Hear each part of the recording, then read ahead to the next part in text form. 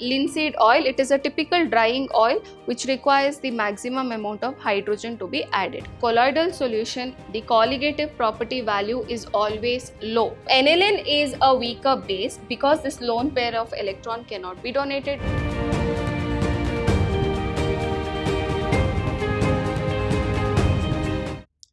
Welcome back to part D of Karnataka CET 2012 chemistry question paper.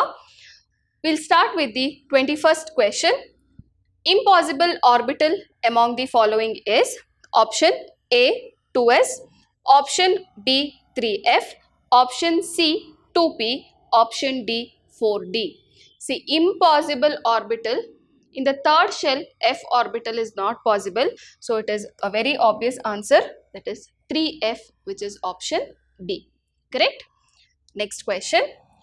The total number of electrons in 18 ml of water is 6.022 in 10 power 23, 6.02 into 10 power 25, 6.02 into 10 power 24, 6.02 into 18 into 10 power 23. It is Avogadro number with different exponents which is there to 10. Okay, so we'll have to solve this. Total number of electrons in 18 ml of water. See, 18 ml of water is nothing but 18 grams, which is nothing but 1 mole of water. Correct? So 1 mole of water contains 6.022 into 10 power 23 molecules of water.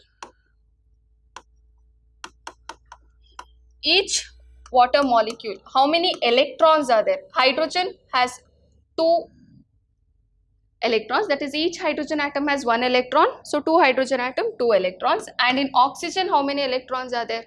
It is 8 electrons. Correct, no? 8 electrons. So total 10 electrons in one molecule. So in 6.022 in 10 power 23 molecules, how much? That is 6.022 into 10 to power 23 into 10. That is nothing but 6.02 into 10 to the power 24. So option C is the right answer. Okay. Next question. The number of moles of hydrogen that can be added to 1 mole of an oil is highest in. The number of moles of hydrogen that can be added to 1 mole of an oil is highest. Yavuduk jasti hydrogen hakbeku anta heli. Okay. So it is linseed oil, groundnut oil, sunflower seed oil or mustard oil.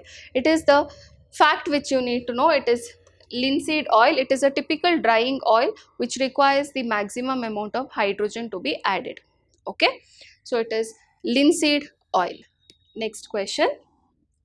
The reaction between sodium and water can be made less vigorous by option A, lowering the temperature, option B, adding a little alcohol, option C, amalgamating sodium, option D, adding a little acetic acid.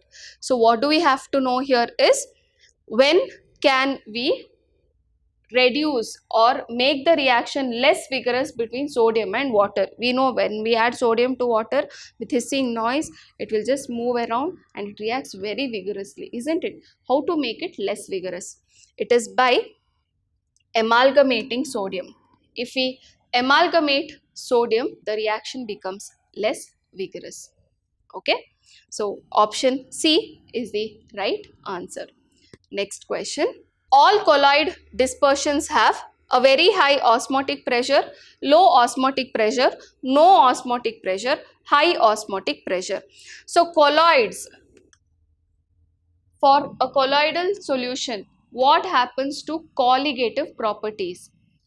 Always remember, for a colloidal solution, the colligative property value is always low. It is low because if I take a particular volume, for example, if I have taken 10 ml of true solution and 10 ml of colloidal solution, the particles in true solution is always more because it is of small size, whereas in colloidal solution, the particle size is huge, so the number of particles will be less.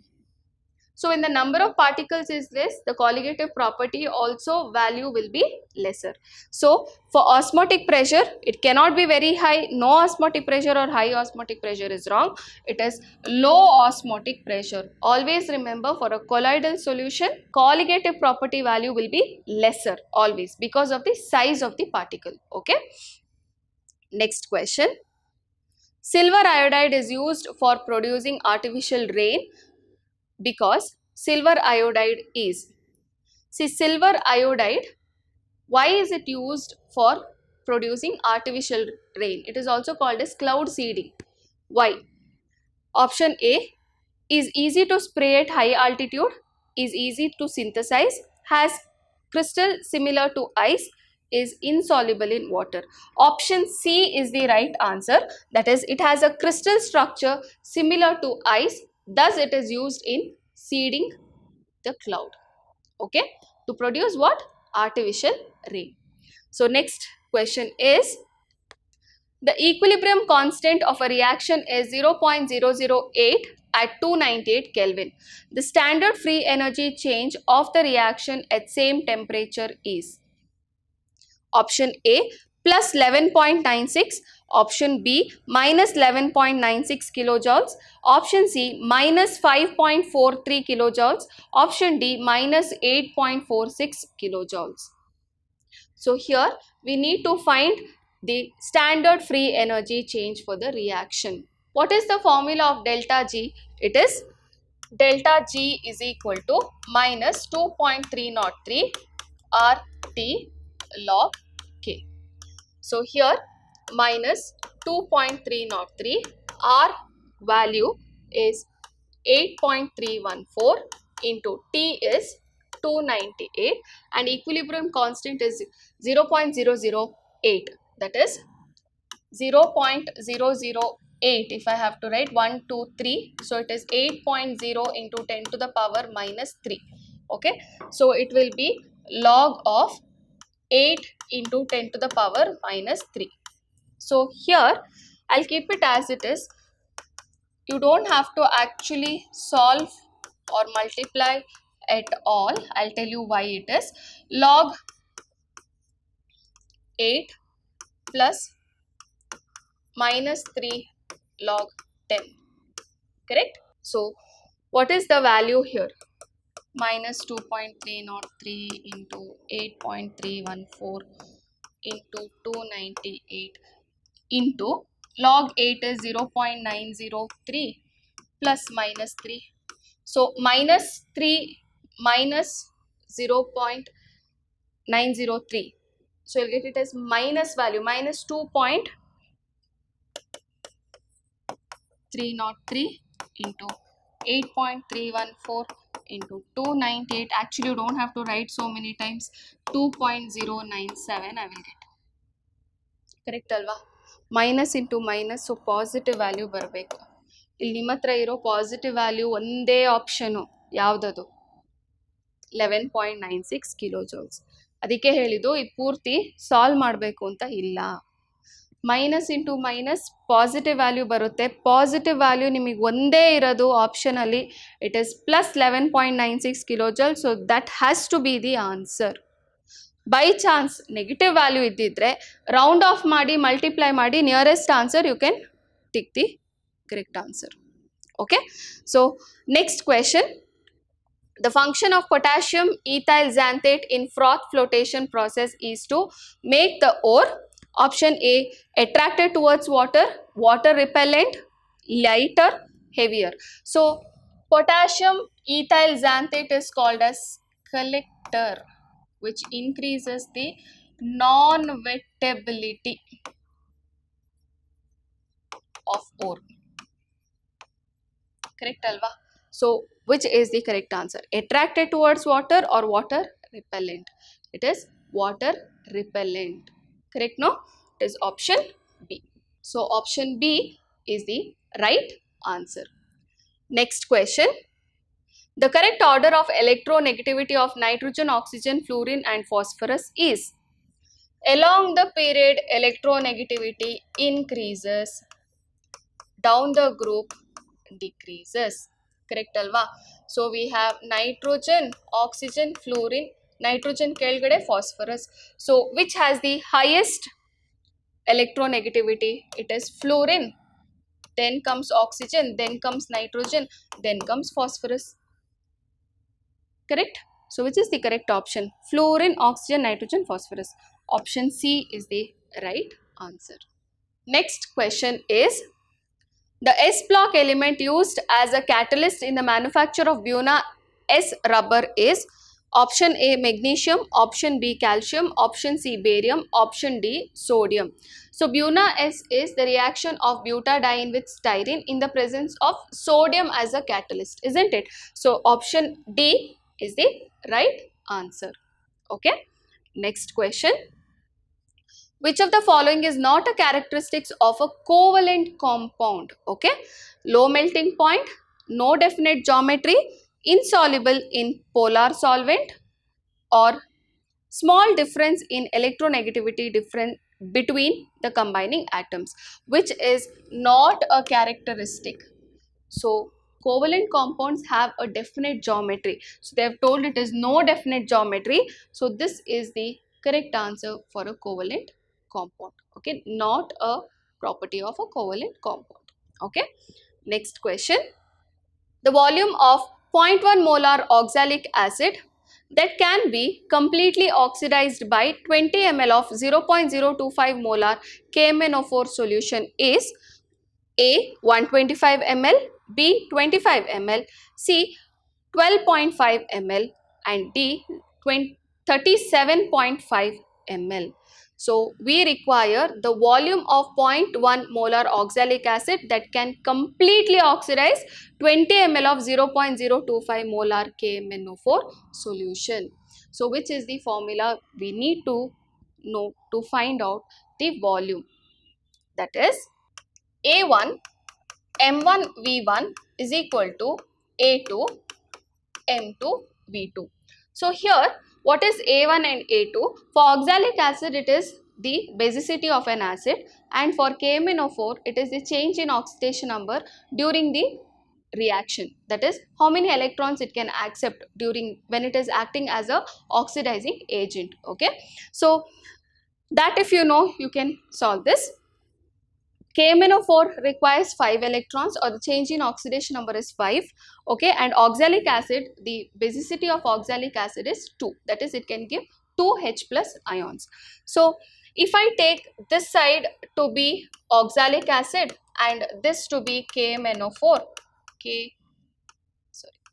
MnO4, then for oxalic acid it is 2 into molarity of oxalic acid is 0.1 and volume we need to find out, and here it is 5 into molarity of KMnO4 is 0.025 into volume is 20. So V is equal to 5 into 0.025 into 20 divide by 0.2.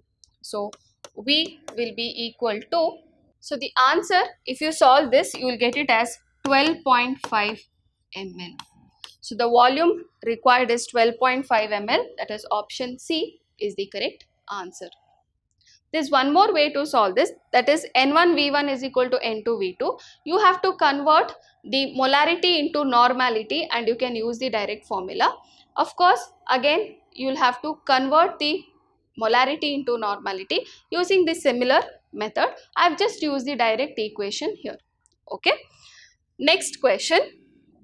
A ligand is a Lewis acid, Bronsted acid, either a Lewis acid or a Lewis base or a Lewis base. A ligand is something which can donate a pair of electron. So when it is donating a pair of electron, what is it? It's a Lewis acid or a Lewis base. It should be a Lewis base, isn't it? So option D is the right answer. Next question. The vapor pressure of two liquids A and B in their pure state are in the ratio of 1:2. A binary solution of A and B contains A and B in the mole proportion of 1:2. The mole fraction of A in vapor phase of the solution. See, they are asking you to find out the mole fraction of A in vapor phase. So first, what is the formula to find out the mole fraction of A in vapor phase? That is, you should know the partial pressure and the mole fraction in the solution phase and divide that by total pressure. Then you will get the mole fraction in vapor phase. That is, YA is equal to PA into XA by PT. So here XA, PA and PT I need to find out. How exactly? What is given? The vapor pressure of two liquids A and B are in their pure state are in the ratio 1:2. So what they have given? They have given the vapor pressure in the pure state. So PA is to PB is equal to 1:T. 2 proportion. So PA is 1, PB I can write it is 2PA, correct? Now, what is the mole fraction? That is XA and XB I need to find out. Mole fraction is number of moles by total number of moles. Number of moles of A is how much? That is, see here they have given mole, number of moles of A into number of moles of B, proportion is 1:2. So Na is 1. So Na is 1, total is 2 plus 1, it is 3. What is Xb? Number of moles of B, 2, total moles is 3. So we got the mole fraction now. So total pressure PT is equal to PA into XA plus PB into XB. So here, what is PA? It is just, I'll write it as PA into 1/3 plus what is PB? 2PA into 2/3. So this will become PA by 3 plus 2PA into 2, that is 4/3, correct? 4PA by 3. What is PA value? It is 1. Correct? No, 1:2 proportion. So PA value is 1. So what is PT? PT is 1/3 plus 4/3. That is nothing but 5/3. This is PT. Now I will substitute here. What is PA? It is 1 into XA is 1/3 divide by 5/3. So I'll get it as 3 and 3 gets cancelled. I'll get it as 1/5. That is YA. So 1/5 is how much? It is 0.2. Correct? So option B is the correct answer. So I hope you have understood this particular question. 0.2 is the correct answer. That is option B. Okay, they have given the ratio of PA and PB, that is 1:2. So I've just taken as PB is 2 times PA. XA is number of moles by total number of moles, 1/3. PB is number of moles of B by total number, so 2/3. Then we have found out PT. Then we have got the mole fraction of A in vapor phase by putting in the formula. Okay, so next question is, which of the following statement is true? The total entropy of the universe remains constant. Total entropy of the universe is continuously decreasing. Total energy of the universe is continuously decreasing. Total energy of the universe remains constant. So whether it is total entropy or total energy, it is total energy of the universe remains constant. This is the correct answer or the true statement. 36th question. 5 ml of 0.4 normal NaOH is mixed with 20 ml of 0.1 normal HCl. So the pH of the resulting solution will be. So we need to find out the pH of the resulting solution, whether it can be 6, 7, 8 or 5. So I am mixing an acid with a base. So obviously it will react. So what will be the pH? We'll have to find out. So what is the milli equivalence? I'll calculate. So if I calculate the milli equivalence and if they are equal, then the pH will be neutral. And if one is more than the other, the one which is more, that will be the characteristic of the or the pH of the solution, remaining solution. Okay. So milli equivalence of NaOH is normality into volume. Normality is 0.4 into 5. So this is 2. Milli equivalents of HCl is again normality into volume. Normality is 0.1 into 20. It is 2. So it is equal to one another. As it is equal to one another, when we are going to mix them, the pH will be neutral. What is the neutral pH? 7. So obviously option B is the correct answer. Okay. So we'll see the next question. On adding which of the following, the pH of 20 ml of 0.1 normal HCl will not alter. So we'll find the milli equivalence here. Milli equivalence of HCl is 0.1 into 20, that is 2. Okay. So now I'll have to see on adding which of the following, which one when I add the pH will not change. Okay, it will remain as 0.1 itself. So we'll find out the milli equivalents of different options. Here N into V, that is normality is 1, volume is 1, so it is 1 itself. Option B, if you see, it is distilled water and volume is 20 ml. In distilled water, what is the pH? It is 7, that is neutral. So H plus ion concentration is 10 to the power minus 7, and in water we know normality is equal to molarity. So N into V is equal to 10 to the power minus 7 into 20. So I will be getting it as 2 into 10 to the power minus 6 milli equivalents. Okay. And option C, 1 into 0.1. Correct? No, 1 into 0.1. So it is 0.1. Correct? The last one, that is option D, 500 ml of HCl of pH 1. pH 1 means H plus ion concentration is 10 to the power minus 1. Okay, and for HCl also normality is equal to molarity. So N into V is 10 to the power minus 1 into 500, which is equal to 50. Now, which milli equivalent is more than 2? 1 is less than 2. 2 into 10 power minus 6 is less. 0.1 also is less than 2. Only option D, where milli equivalence is more than the milli equivalence of HCl. So if I add pH1 HCl, then the pH of 20 ml of 0.1 normal HCl will not change, because the milli equivalence is more than the one solution which we have. Okay. So option D is the correct answer. Next question. Which one of the following has the potential more than 0? Okay. Platinum half H2 1 atmosphere, HCl 1 molar. This is nothing but She, that is standard hydrogen electrode, isn't it? Platinum, hydrogen 1 atmosphere, HCl 1 molar you have.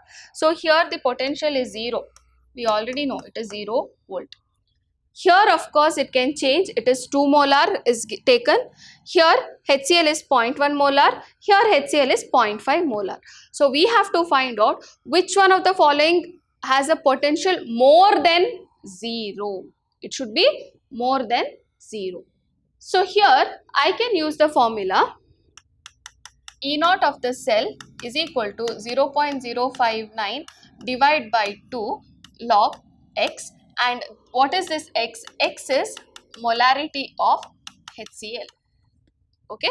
So first one, it is 0 because X is also 1, log 1 is 0, the entire value will come 0. Option B, if you see, it is 2 molar. So it will be, if I divide this is 0.0295 log 2. Okay, that is 0.0295 into 0.3010. Okay, this is for option B. Option C, it is 0.1 molar. So it is 0.0295 log of 0.1 is 10 to the power minus 1. So you will get a negative value here, correct? Because minus 1 log 10, so the answer will become minus Option D, if you see, it's 0.5 molar. So it is 0.0295 log of 5 into 10 to the power minus 1. So again, you will get a negative value. I want the potential more than 0. It should be a positive value, and positive value is possible only with option B because it is 0.0295 into 0.3010. ಇದೆರಡು multiply ಮಾಡಿದರೆ ನಂಗೊಂದು positive ವ್ಯಾಲ್ಯೂನೇ ಬರುತ್ತೆ, negative value ಬರಲ್ಲ. So positive value ಬಂದ ತಕ್ಷಣ it is more than 0 ಅಂತ ಅರ್ಥ. Correct ಅಲ್ವಾ? ನೆಗೆಟಿವ್ ಬಂದರೆ ಲೆಸ್ ದೆನ್ 0 ಆಗುತ್ತೆ. ಸೊ ಆಪ್ಷನ್ ಸಿ ಮತ್ತು ಡಿ ಅಲ್ಲಿ ನಂಗೆ ನೆಗೆಟಿವ್ ವ್ಯಾಲ್ಯೂ ಬರುತ್ತೆ. So it is less than 0. I want the potential which is more than 0. So option B is exactly right. Okay, so will see the next question. HCHO, that's formaldehyde, was treated with the reagent X. The product formed upon hydrolysis in the presence of an acid gave C2H5OH. What is reagent X? So when formaldehyde is reacting with X, it should form some addition product which on hydrolysis can give ethyl alcohol or ethanol, isn't it? So can it be aqueous KOH? No. Alcoholic KOH? No. Alcoholic KCN? Not at all possible. So it should be CH3MgI, which is Grignard reagent. So if you want to confirm, I shall write the reaction also and show. Formaldehyde HC double bond OH plus Grignard reagent, that is CH3MgI. So here what happens, the double bond is broken and you will get a addition product. You will get H and H. Here you will get OMgI and CH3. This on hydrolysis I will get CH3 CH2OH, that is ethanol, and MgOHI. Correct? So I'm getting ethanol on hydrolysis. So it should be Grignard reagent. Okay. Next question. Benzylamine is a stronger base than aniline because a lone pair of electron on nitrogen atom in benzylamine is delocalized. Option B, the lone pair of electron on nitrogen atom in aniline is delocalized. A lone pair of electron on nitrogen atom in aniline is not involved in resonance. Benzylamine has higher molecular mass than aniline. So we have to find out why benzylamine is stronger base than aniline. Benzylamine is benzene ring with CH2NH2, and here I have a lone pair of electron, and aniline is NH2. This lone pair of electron can form bond to charge, so it is involved in delocalization. So aniline is a weaker base because this lone pair of electron cannot be donated. It is involved in resonance or it is delocalized. So the lone pair of electron on nitrogen atom in aniline is delocalized, thus it is a weaker base, or benzylamine is a stronger base. Here it is not delocalized, it can give away that lone pair of electron, hence benzylamine is stronger base. Okay, so I hope you have understood these 20 questions of part B of Karnataka CET 2012 chemistry paper. Next 20 question I shall solve in part C. Stay tuned.